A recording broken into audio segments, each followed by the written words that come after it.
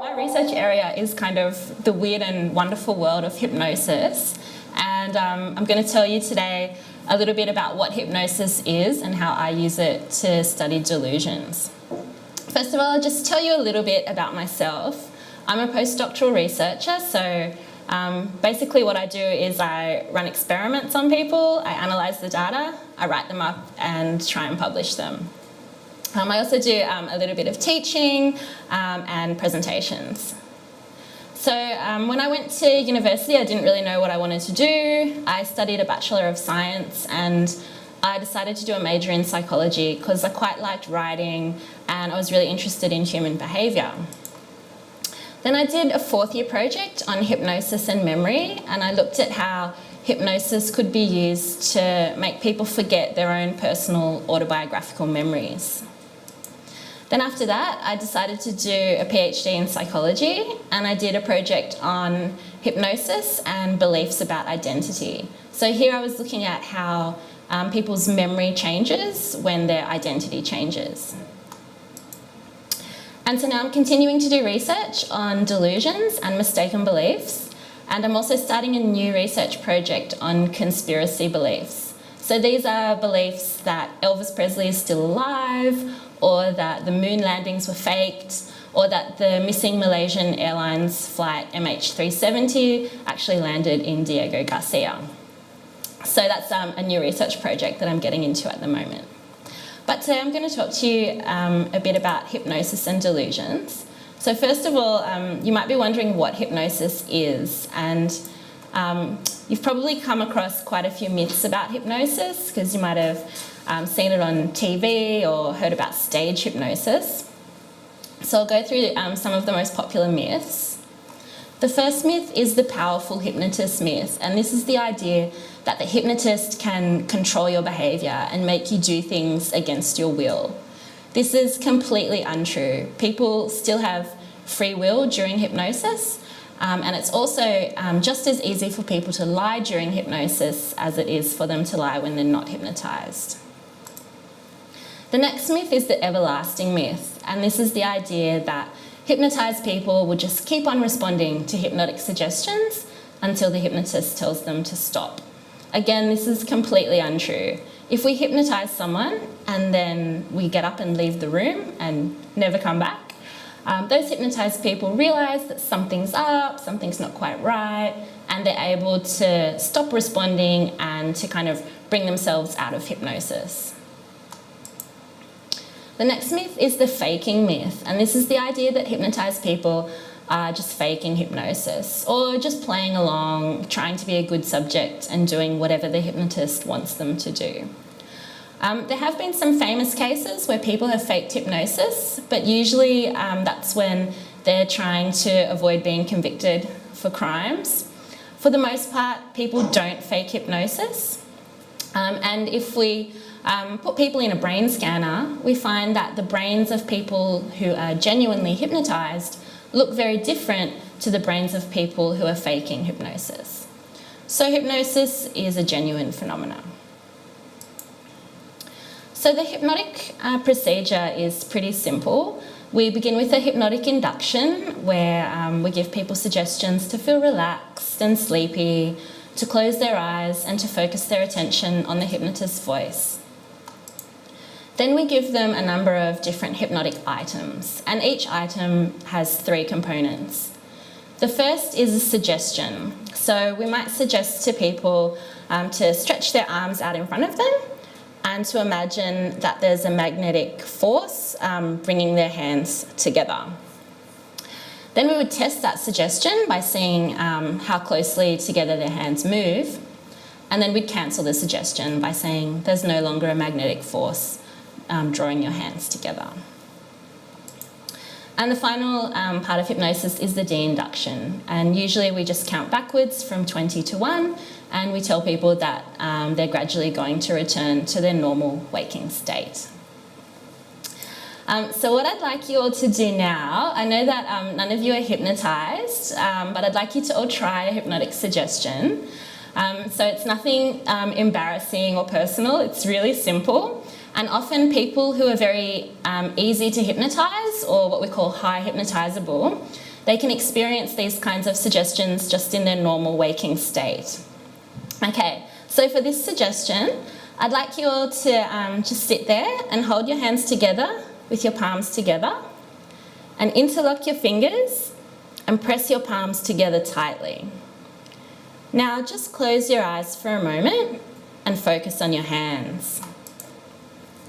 Now as you sit there, I'd like you to think about your fingers becoming tightly interlocked. Tightly interlocked.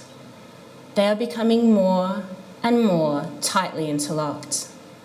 Feel your hands become tightly interlocked.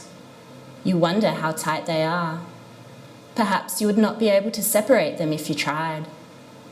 Your fingers are interlocked, tightly interlocked.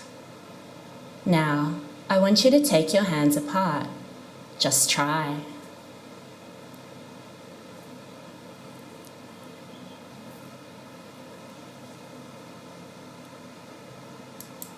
That's fine. Stop trying and relax. You notice how hard it was to get started to take them apart. Your hands are no longer tightly clasped together. You can take them apart. Take them apart and relax. Now return your hands to their resting position. Open your eyes and relax. So if any of you had a little bit of trouble getting your fingers apart, then that might be an indication that you're high hypnotisable. And high hypnotisable people are super important for the kind of research that I do. Okay, so if any of you had an imaginary friend as a child, or maybe some of you still have one, or if you can read a book while the TV is on and not be distracted by the TV, then it's possible that you're also more easily able to be hypnotised. So hypnotisability is basically a person's response to a set of standard suggestions, very similar to the finger lock suggestion that you just tried. So about 1 in 10 or 1 in 15 people are what we call high hypnotisable, and they respond to all or almost all hypnotic suggestions. About 70 to 80% of the population are what we call medium hypnotisable, so they respond to some suggestions but not others. And about 1 in 10 or 1 in 15 people are low hypnotisable, and they don't tend to respond to any hypnotic suggestions. So everyone differs in their ability to be hypnotised. So high hypnotisable people aren't weak or gullible in any way. Usually they're actually quite creative and imaginative. They're really good at focusing their attention, and they're also open to new experiences and trying new things. So people who are hypnotised report that it feels like a normal state of relaxation combined with very focused attention. And there are two main things that are characteristic of what hypnosis feels like. One is something called absorption, and that's how engrossed or engaged you are in something. So sometimes when you watch a really good movie, you become really absorbed in it to the point where you almost feel like you're taking part in it. Then there's dissociation, and dissociation is basically where you become a bit detached from your immediate surroundings. So when you're sitting there daydreaming and your mind's wandering, that's an example of dissociation. So I'll give you some more examples of both absorption and dissociation, and have a think about whether or not these are true for you, and if they are, then you might be more highly hypnotisable. So for absorption, some people say, when I listen to music, I get so caught up in it that I don't notice anything else. Different colours have distinctive and special meaning for me. Some of my most vivid memories come to mind after I notice scents or smells. I can often sense the presence of another person before I actually see or hear them. Things that might seem meaningless to others often make sense to me. And while watching a movie, I may become so involved that I forget about my surroundings and experience the story as if I were taking part in it. So they're all characteristics of absorption. Then for dissociation, some people have the experience of riding in a car or a bus and suddenly realising that they don't remember what happened during part of the journey. So that's a pretty common one, where suddenly you just find that you've arrived at your destination and you don't really remember what happened as you got there. Some people find themselves dressed in clothes that they don't remember putting on. That one's not quite as common. Some people are not sure whether things they remember really did happen or whether they just dreamed them. Some people have the experience of being in a familiar place but finding it strange and unfamiliar. So that one's sort of the opposite of déjà vu. So déjà vu is where you think you have been in a particular place before, but there's no way you could have been. So if those things are true for you, then you might be more highly hypnotisable.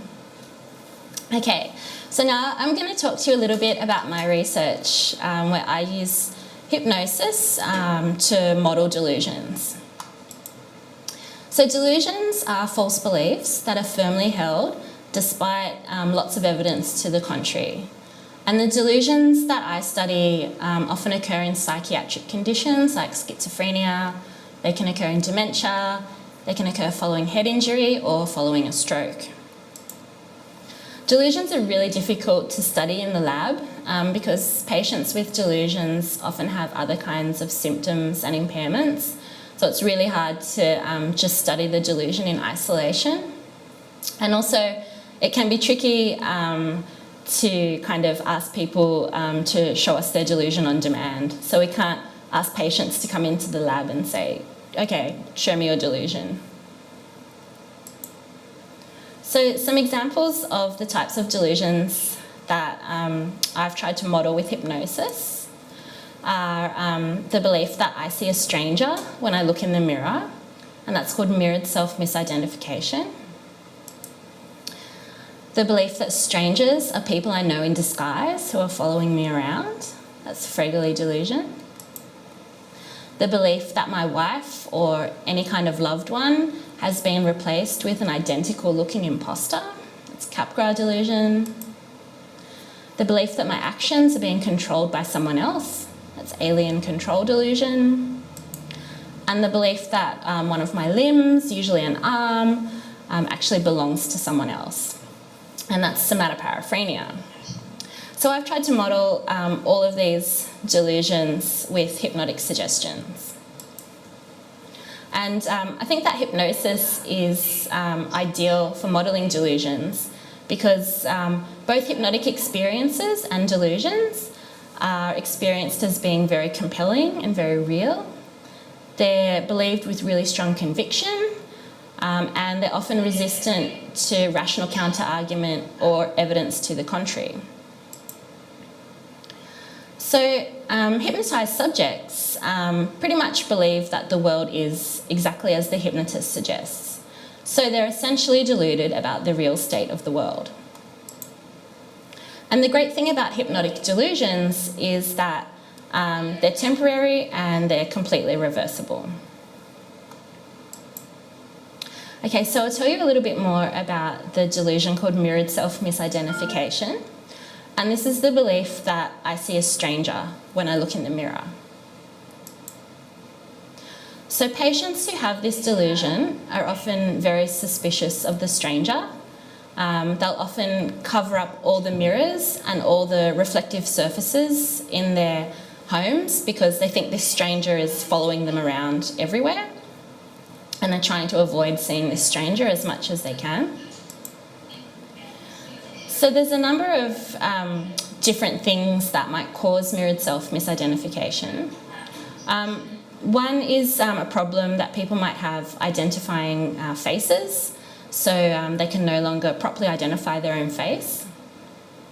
Another possibility is that people have something called mirror agnosia, and that's where people believe that a mirror works like a window, and they think that the stranger is on the other side of the window looking in on them.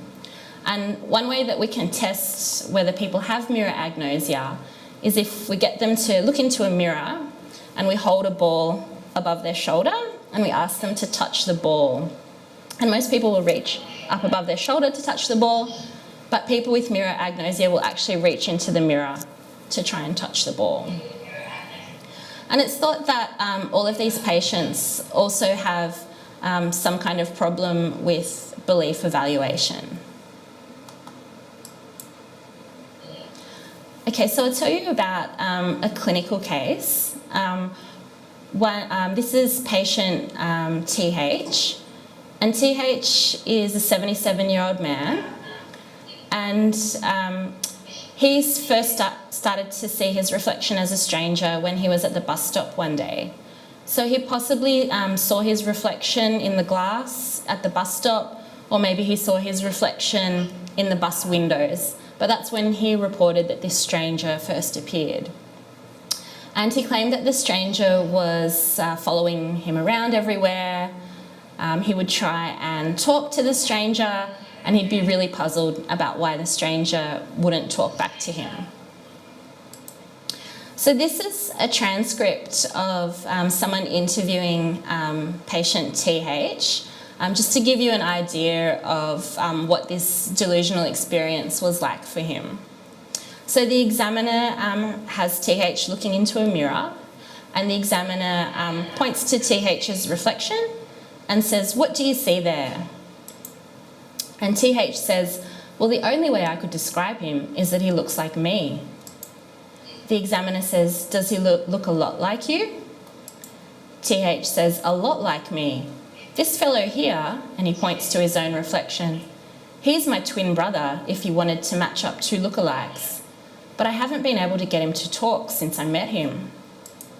The examiner says, "So when you ask him questions, he doesn't answer you?" TH says, "No, so I assume he can't talk."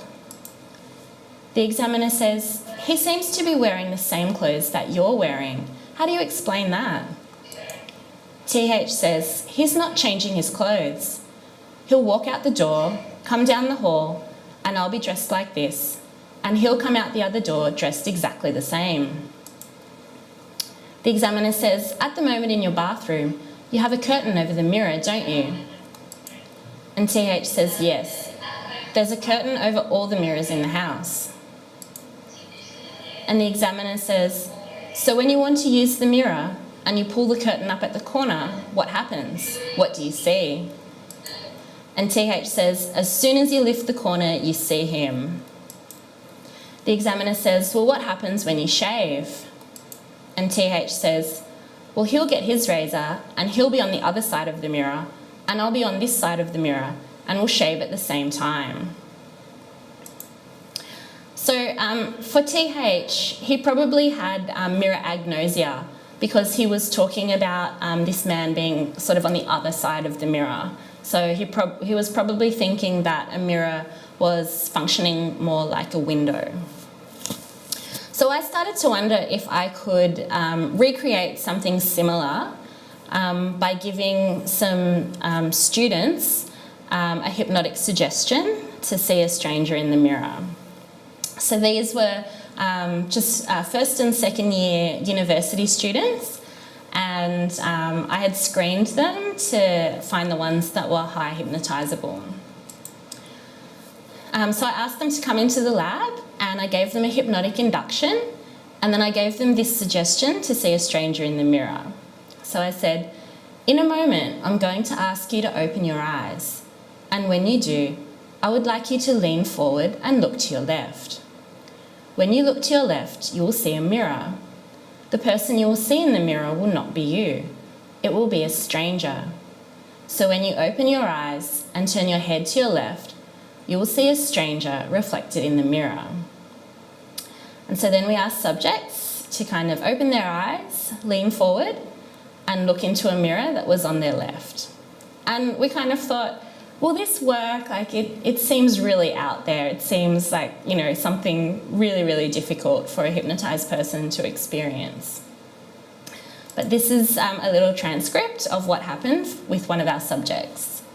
So the hypnotist said, "Tell me, what do you see in the mirror?" And then the subject kind of looked into the mirror, and then he looked behind him and he said, "Who's that?" The hypnotist said, "Tell me about the person." And the subject said, "They're wearing a purple shirt, they've got a big nose, curly hair, brown eyes and brown hair." The hypnotist said, "In what ways does this person look like you?" The subject said, "Same coloured hair. I've got hazel eyes." The hypnotist said, "And what colour eyes does he have?" The subject said, "Brown." Then the hypnotist said, "In what ways does the person you can see look different to you?" The subject said, "Different coloured eyes. I think my nose is smaller. I've got more freckles." The hypnotist said, "What's he doing at the moment?" And the subject said, "Looking into the mirror." Then he looks behind him again and looks around the room. And he says, "I don't know where he is though." Then the hypnotist said, "Is he doing anything in particular or saying anything in particular?" And the subject said, "Just looking at me. He's saying something, but I can't understand." The hypnotist says, "Why can't you understand?" And he says, "Because I can't lip read." Then the hypnotist says, "I'd like you to touch your nose with your finger." So the subject touches his nose and then laughs and says, "He's copying me." The hypnotist says, "What did he do?" And the subject says, "He touched his nose," and again he looks behind him. The hypnotist says, "Why do you think he would do that?" And the subject says, "Maybe he's trying to make me seem like I'm crazy or something." So we were pretty amazed that these high hypnotisable subjects were having these really kind of compelling, profound experiences, and were really convinced that there was a stranger in the mirror. And we found that about 70% of our high hypnotisable subjects would see a stranger in the mirror. And they would say things like, "I see an old person, their skin is old and spotted," or "That's somebody I went to school with." They'll often turn around and search the room for the stranger. They'll claim that the stranger is copying them. So sometimes we ask them to explain why the stranger is wearing the same clothes. And they'll say things like, "Oh, maybe he buys his clothes from the same places as me." They'll often try and talk to the stranger, and they'll be really puzzled about why the stranger never seems to respond to their questions. And they have no problems explaining the presence of the stranger. So they'll say things like, "Oh, the stranger must have been here in this room before I entered the room and they've just stayed here." Okay, so that's mirrored self misidentification. And now I'm going to talk about something a little bit different. And this is the question of whether delusions can be transmitted from one person to another. Do you think that you could catch a delusion the same way that you might catch chickenpox or a cold? Do you think you could catch it from your friend or a sibling? Seems pretty far-fetched, doesn't it? But actually you can. So there is a condition known as folie à deux, and its literal translation is insanity of two. It's not limited to just two people. There can be more than two people. And essentially this involves the transference of delusional beliefs from a primary to one or more secondary people. So the primary is just the name for the person that has the delusion first, and the secondary is sort of the one that becomes infected by the delusion. So this is a really unique and interesting condition because delusional beliefs are typically not shared amongst people. And often only one person will present for treatment. So it's thought that it's quite underdiagnosed. Shared beliefs like this can often have really extreme consequences. So in folie à deux, patients will often act upon their delusional beliefs, and often their actions are quite violent. So there's a case that's ongoing in the US at the moment called the Slenderman Case. Some of you might have come across this in the media in recent years. So this was a case in Wisconsin in the United States in 2014. And two 12-year-old schoolgirls lured their classmate into the woods and they stabbed her 19 times. They told her that they were going to get help, but they didn't. They just left. She did survive. She managed to crawl out of the woods onto a road, and a cyclist found her and got her help. So these two 12-year-old schoolgirls shared the belief that a fictional monster known as Slenderman wanted them to stab their classmate. And they discovered Slenderman on something called Creepypasta Wiki. I haven't heard of that, but you guys might have heard of it. And Slenderman is often depicted as hiding in forests and stalking children. And they believed that if they didn't stab their classmate, that Slenderman would harm them and their families. So these are some images of Slenderman. And they also found some drawings in the girls' bedrooms. So these are drawings that the girls themselves had made of Slenderman. And then there's also their supply list there, and these are kind of the list of supplies that they thought they needed to take with them when they attacked their classmates. So they've got things like pepper spray, a map of the forest. The second last one says weapons, and in brackets it says a kitchen knife, and that's actually what they used to stab their classmate. Interestingly, you might also note that they've got cheesecake on their essential supply list. Who knows why that's there? So this case is ongoing in the US.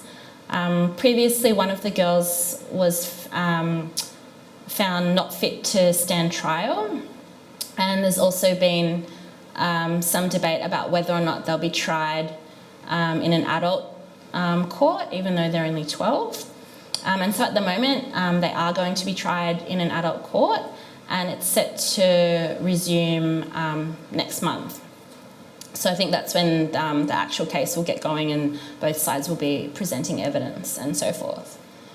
So if you're interested in that, you can probably keep up to date in the news about what's going on with that. But that appears to be a case of folie deux, where the two girls are sharing this belief about Slenderman. So folie deux is commonly seen in very close interpersonal relationships. So often it's seen amongst siblings or amongst a parent and child or a husband and wife. And often the sufferers have a high level of social isolation. So they're not exposed to anyone that might contradict their beliefs or provide evidence that runs counter to their beliefs. So the primary individuals who have the delusion first are often really dominant and forceful people. Secondaries are quite passive. Often they're dependent on the primary in some way. And sometimes they do have some pre-existing cognitive vulnerabilities. Interestingly, secondary individuals will often abandon their delusion when they're separated from the primary. So often they don't need any other form of treatment other than to be separated from the primary. And that's raised some interesting questions about whether or not secondaries are psychologically healthy. And this has important implications in a criminal context in terms of whether secondaries who commit crimes can plead not guilty by reason of insanity. So I started to wonder if I could recreate this with hypnosis. And so here I was interested in whether a hypnotised person would adopt beliefs transmitted by someone who wasn't the hypnotist. So we hypnotised some people and we told them that someone would enter the room. And for half of our subjects, we told them that the person who was going to enter the room would be really credible and trustworthy, like a close friend or relative. And for the other half, we told them that the person would be interesting and might have interesting things to say. So the credible suggestion was designed to be a really close match to what happens in the real world, where there's often quite a close interpersonal relationship between the two people. And then we had a confederate enter the room and attempt to transmit a delusion. So a confederate is somebody that works with the experimenters, and they're just acting, they're just playing a role. So the confederate entered, and the confederate looked in a mirror and claimed that their reflection was a stranger. So the confederate claimed that the confederate's reflection was a stranger. So the hypnotist didn't suggest anything, and we were interested in whether subjects would adopt the delusion. And we find that about 70% of our high hypnotisable subjects will agree that the confederate's reflection is a stranger. So they say things like, "I see a girl, she's copying you, she looks like you, she has dark hair but darker eyes." And so we wondered, well, is there maybe just a lot of social pressure in that particular situation to adopt the belief? Well, yes, there is, but there's also a lot of social pressure in clinical cases. And interestingly, our low hypnotisable subjects never adopt the belief, and they're exposed to just the same social pressures. So it's something about the hypnotic context for high hypnotisable people that's making them evaluate these beliefs differently and making them more likely to adopt these beliefs. So then we wondered what would happen if the confederate asked the hypnotised subjects about their own reflection. So if the confederate said to subjects, "Why don't you lean forward and look at your own reflection in the mirror?" And there we found that 50% of our high hypnotisable subjects saw their own reflection as a stranger. However, this was only among high hypnotisable subjects who had a credible primary, never amongst high hypnotisable subjects who had an interesting primary. So it appears that the greater the person's credibility and trustworthiness, the better the belief transmission, and the more likely subjects were to then elaborate on that delusion and transfer it from the confederate's reflection to their own reflection. So why are these kinds of hypnotic models useful? Well, hypnotic models are really remarkably similar to clinical cases. And we think that it's a useful way of creating what we call virtual patients, where we can temporarily disrupt some kind of aspect of cognitive or information processing. We think that these hypnotic models are also possibly a safe testing ground for exploring different treatment possibilities. And this is quite important because sometimes when we challenge beliefs in patients in the clinic, it can really backfire. So for instance, there's the case of a man who had Capgras delusion, and he believed that his wife was an identical looking imposter. And so this man's beliefs were challenged when an examiner said to him, "Well, why don't you ask this woman questions that only your real wife would know the answer to?" As it turned out, this man had an amazing memory, and he started asking this woman questions about things that had happened, 30 or 40 years ago when they were first married. And she just couldn't remember the answers to the questions. And so what that ended up doing was actually reinforcing his belief that she was an identical looking imposter. If we use hypnosis to try and explore these treatment possibilities, if these kinds of things happen, they don't have any long-term negative consequences. And then we might know, oh, maybe that's not such a great idea to try with clinical patients. So we're really interested in how we can get hypnotised subjects to abandon their delusion. And for mirrored self misidentification, it seems that subjects will be more likely to abandon their belief if the hypnotist also appears in the mirror. So if the hypnotist sort of puts their face in the mirror next to the subject's face. And they will often say to the subject, well, why don't you count the number of people in the room and the number of people in the mirror and work out who the people in the mirror must be. And we think that that's quite a successful technique because it encourages people to actively test their reality by counting the people in the room and inferring who the people in the mirror must be. And ultimately, we'd like to be able to take the most successful techniques from the hypnosis lab into the clinic with the hope that they'll be successful with patients.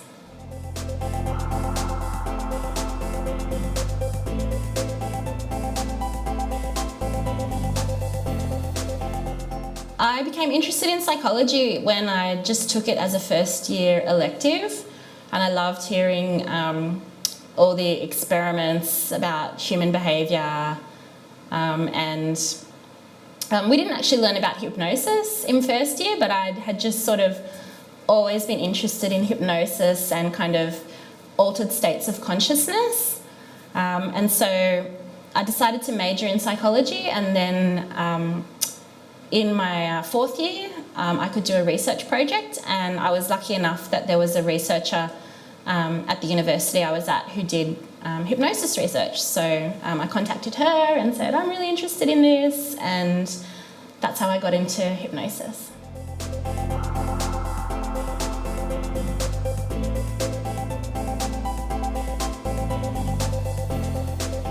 When I'm doing the hypnosis, I'm not hypnotising the actual patients.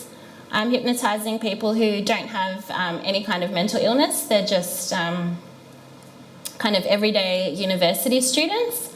And the idea is to bring them into the lab and to use hypnosis to create something that looks really similar to a clinical patient.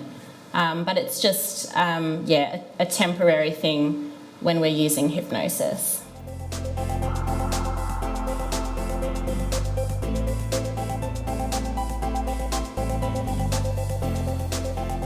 Yeah, there's a lot of stage shows where people are there like clucking like a chicken and doing all kinds of crazy things. I think that there's not much hypnosis going on there. There might be a little bit. I think what's going on there is when people get chosen to come up on stage, they have all these expectations about how they should behave. There's almost like a script in their head telling them, okay, if you're on stage, you've got to do all these crazy things, you've got to make these people laugh. And I think it's that expectation that's driving the behaviour more than hypnosis.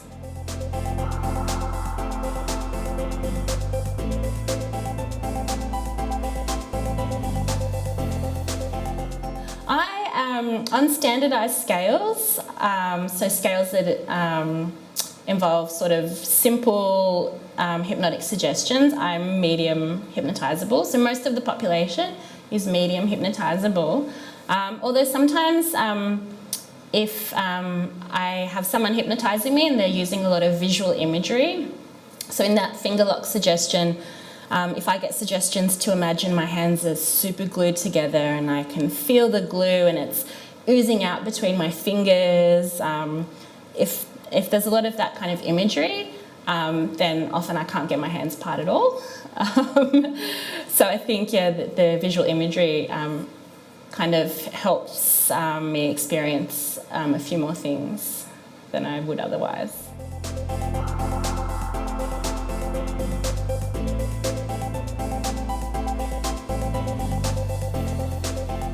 If you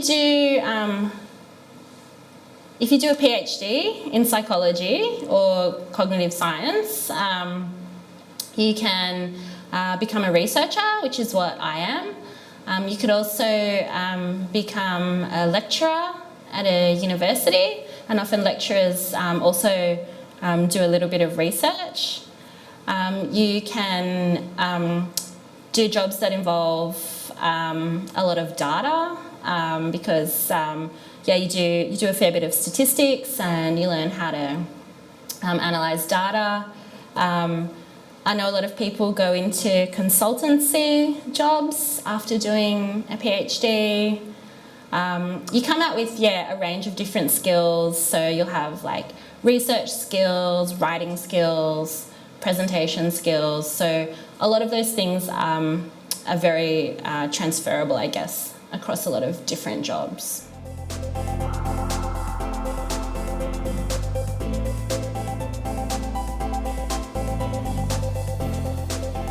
So usually people who do a psych degree would specialise in maybe clinical or forensic or organisational psychology. So if you become a clinical psychologist, then you would probably see patients and treat patients with various kinds of mental health issues, including the delusions that I just told you about, but also more common things like anxiety and depression and those kinds of things. If you become a forensic psychologist, then you would usually work in the prison or court system. And I think, you have to be kind of a pretty tough nugget, I think, to work, with the prison population. But often you'll be assessing prisoners. You'll be kind of, assessing their mental health and writing up reports for the court. If you become an organisational psychologist, then you'll probably work in large companies, finding like the best jobs for the right people and kind of figuring out where people's skills lie and that kind of thing.